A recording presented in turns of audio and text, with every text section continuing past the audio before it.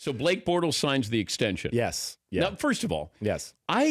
Did I lead you to slaughter because you told me something about Bortles that he's the 70th best quarterback, and then I brought it up on the show. Right. And then I see you at the Super Bowl, and you're like, sort of poking me a little mad, like, hey, you got me in trouble with Blake Bortles there. I go, you got yourself in trouble with Blake Bortles. I definitely did. I'm still confident about that statement. Are you better quarterback than Blake Bortles? I mean, right now? No, I'm not going to say right now. I'm not going to be that disrespectful. Last year.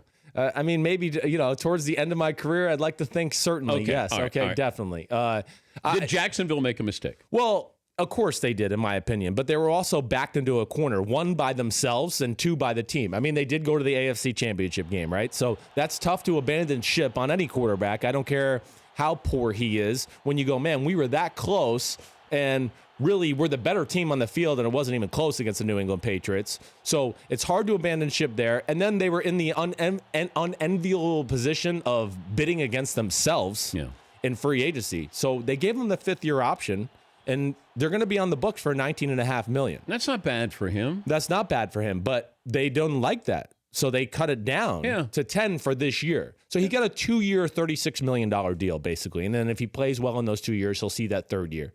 So he went toe-to-toe with Brady. He listen, can he make plays? Certainly. This is the point I think everybody. He didn't have good receivers this year. The receivers were are injured. They're better than you think. They were injured. I know, but see, you're going by namesake. That's the only thing I would argue with you there.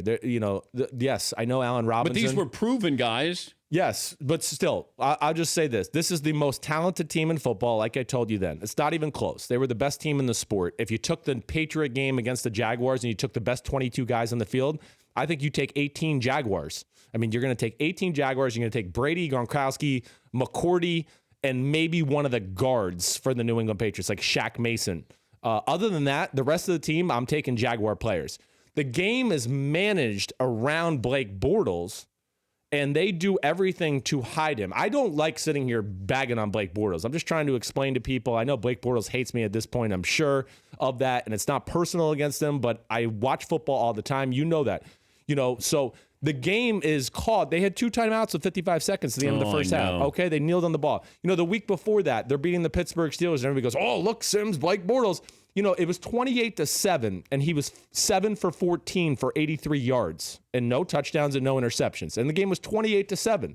So that just tells you the caliber of the team they have. They had a defensive touchdown, and then they had the interception by Miles Jack that led to the Leonard Fournette touchdown the very next play. That was 14 of their points. So again, I'm not sitting here. Can they win with Blake Bortles? Can they go on and win the Super Bowl? Yes, they can, because they're that talented. But the thing I would say is they have to manage the game around him. And if they had a really legit throwing quarterback, they would be hands down my pick to win the Super Bowl. For more Dan Patrick Show, tune to Audience Channel 239 on DirecTV or download the Dan Patrick Show app.